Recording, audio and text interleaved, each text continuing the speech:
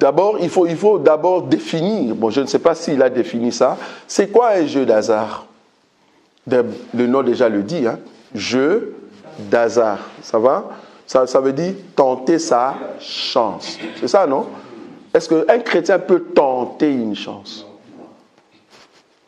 Nous, on n'a pas... Un chrétien n'a pas de chance, ça, on est d'accord. Nous, on a quoi? La quoi? La grâce. On ne peut pas tenter notre grâce. La grâce est grâce. Nous, on n'a pas de chance, hein. Nous, on n'a que la grâce. Donc, un chrétien ne peut pas tenter sa chance, non. Je ne peux pas tenter ma chance. J'ai une grâce. Et la grâce me montre comment je dois marcher. Alors, si je dois jouer à un jeu d'hasard, c'est-à-dire, je tente la grâce. En tout cas, si Dieu est bon, remarquez, hein, si Dieu est bon, tu vas voir que tous ceux qui sont de vrais chrétiens, si tu joues, tu vas échouer. Essayez seulement. Si tu es un vrai chrétien, essayez. C'est un conseil. Va seulement essayer. Tu vas voir que tu vas perdre 1000 euros, tu n'as jamais réussi. Alors que le 1000 euros, ça pouvait aider à autre chose. Mais remarquez que si tu es païen, tu peux gagner 3000, à un moment 500. Mais demande-toi, depuis que tu as gagné, qu'est-ce que tu as fait avec cet argent? Donc tu vas voir que c'est un jeu d'hasard. L'argent qui a été reçu hasardement, vouloir ou pas, ça va partir aussi. Vous voyez? Donc, nous, on ne peut pas tenter notre grâce. Parce que nous n'avons pas de chance. Mais nous ne pouvons pas non plus tenter la grâce. Pour dire, je vais essayer, peut-être je serai les millionnaires. Et si tu es devenu millionnaire, qu'est-ce que tu vas faire étant chrétien? Je te dis, tu vas rentrer dans le monde. Parce que la source de cet argent, ce n'est pas Dieu. Non. C'est le monde qui ont pris quelque part cet argent. Et voilà, tu as réussi. Comme il y aura des esprits qui vont venir dans ta tête, le but, ça sera de rentrer quand tu étais. Pour qu'on puisse te voir. D'ailleurs, tu vas fouiller l'église, tu ne viendras plus ici. Ça, c'est sûr. Tu ne viendras plus ici, on ne te verra plus dans des églises, on va te voir plutôt au milieu de ceux qui se disent avoir de l'argent. Et on va commencer à te chanter, ça c'est sûr. Hein? On va commencer à jeter ton nom, voilà. Hein? On te donne des dédicaces, tu vois. C'est ça, au fait, les déviements. Si une personne comme Salomon pouvait dire, ne me donne pas trop, ne me donne pas peu, tu vois? Et il a expliqué le pourquoi. Donne-moi ce que je peux utiliser quotidiennement. Pourquoi il a dit ça? Parce qu'il avait l'argent, non? Mais il a compris qu'avoir beaucoup d'argent, ça va t'amener où? Remarquez que l'esprit primaire de tous ces gens qui jouent au jeu d'hasard, devenir quoi? Riche. Mais riche sans pour autant avoir la sueur. Ce n'est pas biblique. La Bible elle nous dit que l'homme mangera à la sueur de son front. Mais ça, ce n'est pas la sueur de ton front. Tu as tenté la chance. Et je te dis, tout ce qui n'est pas sueur de ton front, ça va partir. Donc, ce n'est pas comme on dit, un bon conseil à un chrétien d'aller jouer ces jeux-là. Tu vas perdre beaucoup d'argent. Oui, ça c'est un conseil. Tu vas perdre beaucoup d'argent. Ça c'est un conseil. Et deuxièmement, dans la Bible, nous avons vu, je vais prendre une écriture maintenant. Je prends quelle écriture? Il y en a deux, hein, mais je ne sais pas si je vais donner les deux. Je crois d'abord on peut prendre le jeu d'hasard pour que celui qui voulait rester avec la tunique de Jésus, il fallait jouer au jeu d'hasard, ça va? Ils ont joué pour voir qui va rester avec la tunique de Jésus. Mais l'écriture que moi je vais vous donner, c'est plutôt Actes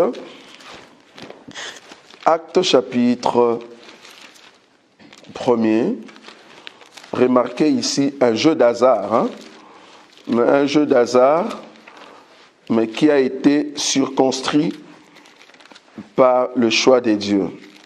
Actes chapitre 1er, je prends l'écriture, combien? Alors, combien? 26. Oui, oui. C'est combien? 26, hein? Oui, c'est ça. Voilà. Donc, il dit, ils tirèrent, vous voyez, ils tirèrent au sort. Vous avez vu ça? Tirer au sort, c'est-à-dire, faisons un peu, on va voir, ça va tomber sur qui? Tentons la chance, ça va tomber sur qui? Ça va? Donc, Acte chapitre 1er, le verset 26. Ils tirèrent au sort et le sort tomba sur qui? Matthias, qui fut associé aux 11 apôtres. Mais remarquez que le sort ici a été circonscrit par qui? par Dieu. Je vais prendre l'écriture. Je suis toujours là-bas. Le verset 23. Ils en présentèrent deux, Joseph appelé Bar Sabas, surnommé Justice, et Matthias. 24. Puis ils furent 7 prières. Vous voyez? Donc, le choix a été circonscrit par une prière. Il fut cette prière, Seigneur, toi qui connais le cœur. Ah, donc ce n'est plus un sort.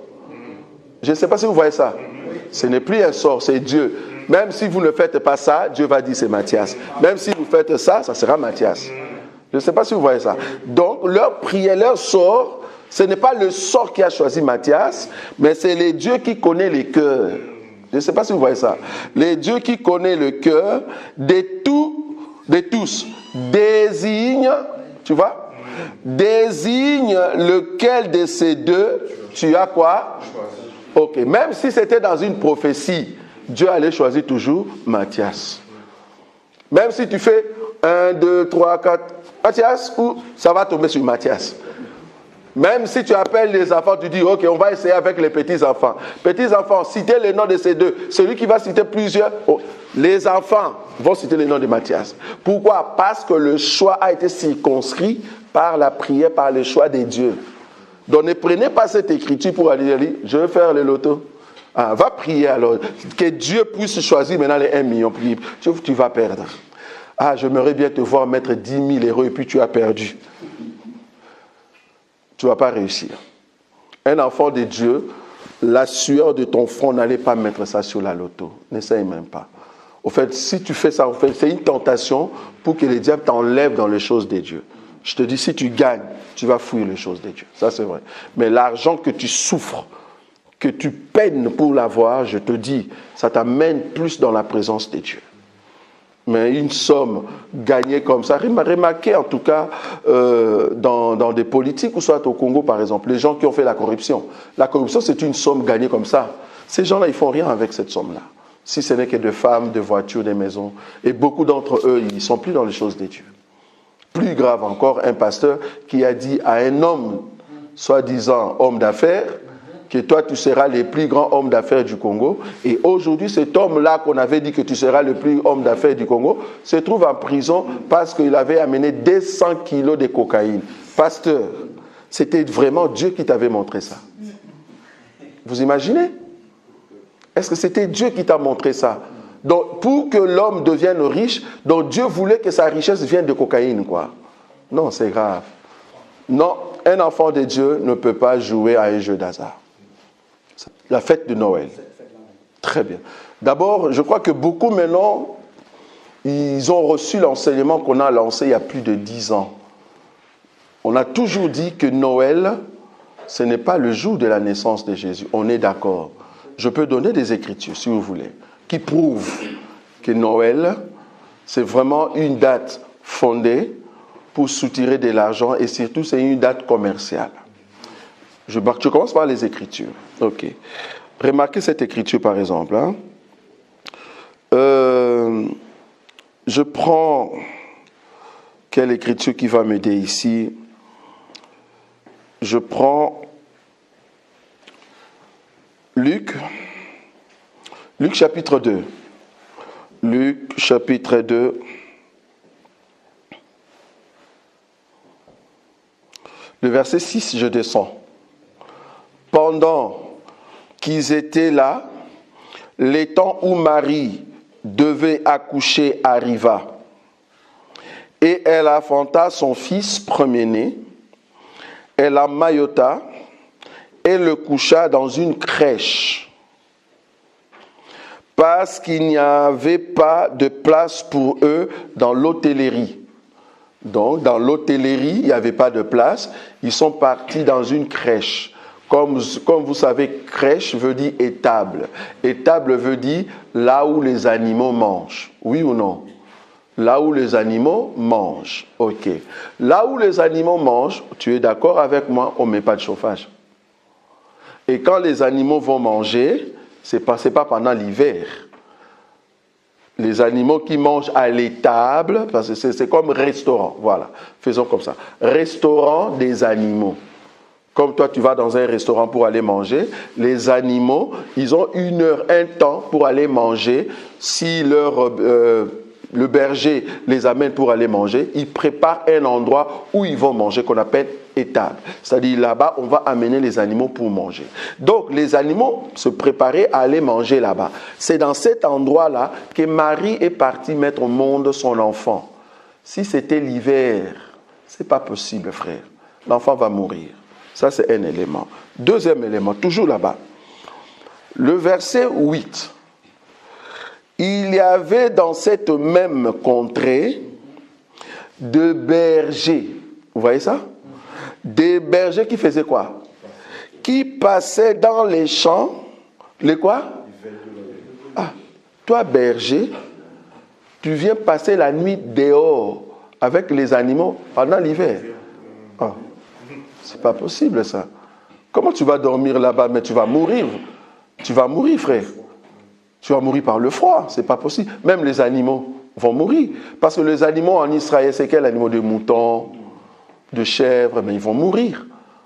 Parce qu'ils étaient dehors. L'Écriture continue.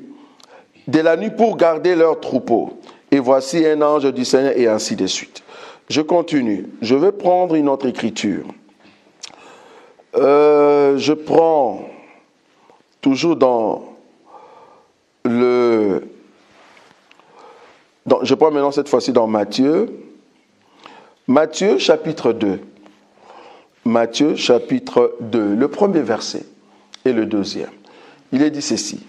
Jésus étant né à Bethléem en Judée, au temps du roi Hérode. Voici 2 mages ou des astrologues, allons comme ça, des mages ou des astrologues d'Orient arrivèrent à Jérusalem. 2. Et dirent, où est le roi des Juifs qui vient de naître? Car nous avons vu son étoile en Orient et nous sommes venus pour l'adorer. Chers astronautes ou astrologues, pendant l'hiver, on ne voit pas l'étoile, frère. Pourquoi? L'hiver, c'est quoi? La terre se réchauffe, il y a évaporation et il y a formation de plusieurs nuages. La terre étant dans la chaleur, comme dans l'atmosphère, il y a le froid et la chaleur créent évaporation et cette évaporation crée la couche dans l'ozone qu'on appelle de nuages. C'est-à-dire on ne verra pas des étoiles. Il faut attendre que le soleil frappe très fort pour dissiper au fait les nuages. Là maintenant je peux voir les étoiles. Donc ce n'est pas possible que ça soit le 25, frère. C'est pendant l'hiver. 3 écritures claires. Je peux aller au-delà si vous voulez. Je peux toujours aller au-delà. Comment je peux aller au-delà? Pourquoi Jésus va naître dans les étables? Je ne sais pas si vous savez qu'entre Jésus-Christ et Jean-Baptiste, il y a eu différence seulement de 6 mois. Ça, vous savez, on a déjà prêché ça ici. On a même touché même dans la révélation. C'est quoi la révélation? Entre Jésus et Christ, ils ont une différence de combien? De 6 mois. Si Jésus était né le 25 décembre pour eux, donc Jean-Baptiste doit être né à peu près au mois de juin, selon eux. C'est-à-dire au mois de juin. On aura une très grande difficulté. Pourquoi? Mais si vous dites qu'il doit être né au mois de juin, or le mois de juin, si vous calculez ça par rapport aux Juifs, le mois de juin, c'est au fait le 40e mois. C'est le 3e mois. Troisième mois. Parce que le premier mois, c'est 3e mois. C'est 3e mois. Ça va? Donc, c'est le 3e mois. On est d'accord? On est d'accord ou pas? C'est le 3e mois, non? Ok. Je vais dans Luc. C'est comme ça qu'on lit la Bible. Hein? Donc, la Bible est claire, donc il n'y a pas à cacher. Luc, je crois, chapitre 1er.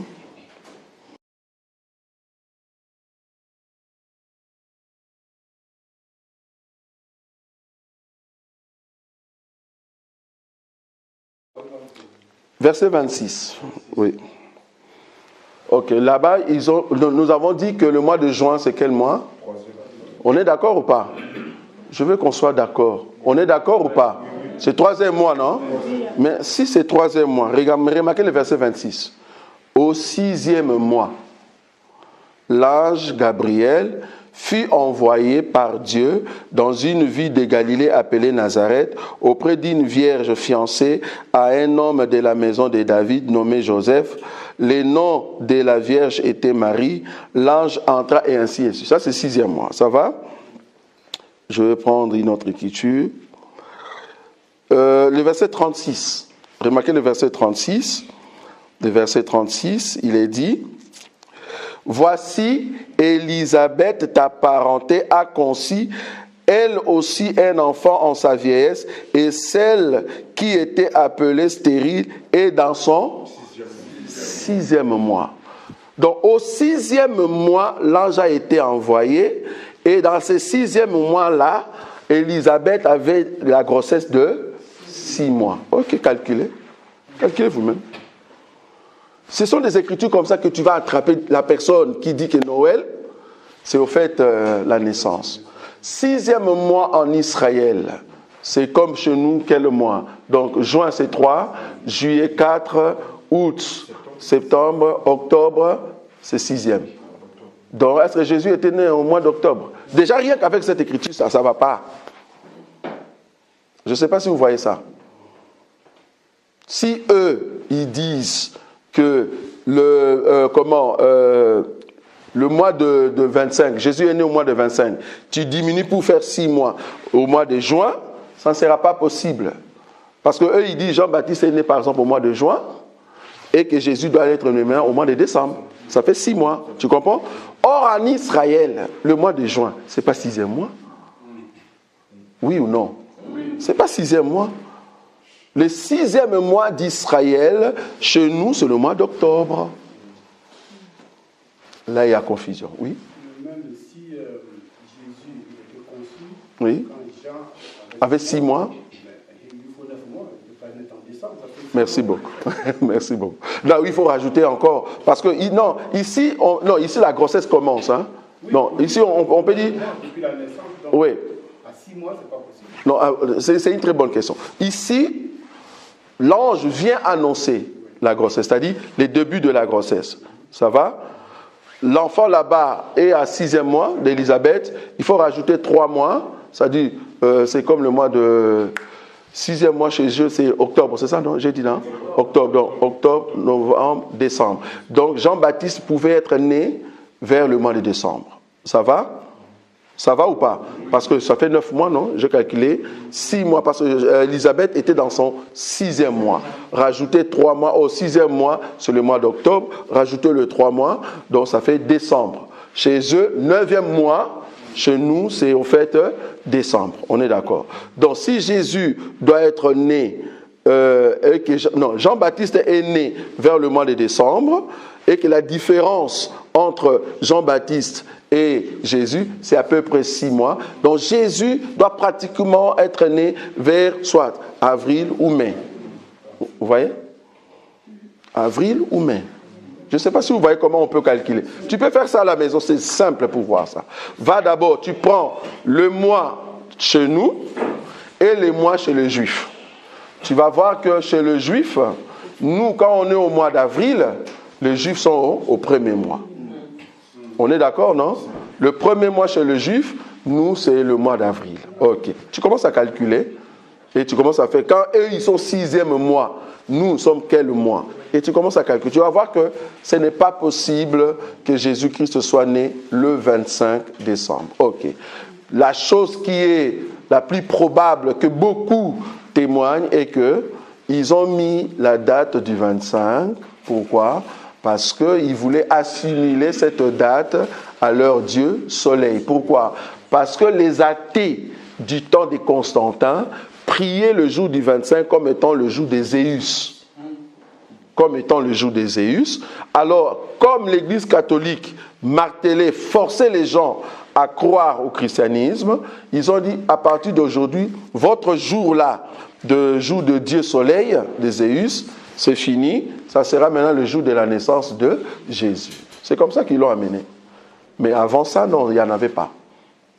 Donc, beaucoup savent que Jésus-Christ n'est pas né le 25 décembre. Donc, ils le savent, mais ils savent que c'est dans les cadres commerciaux, c'est tout.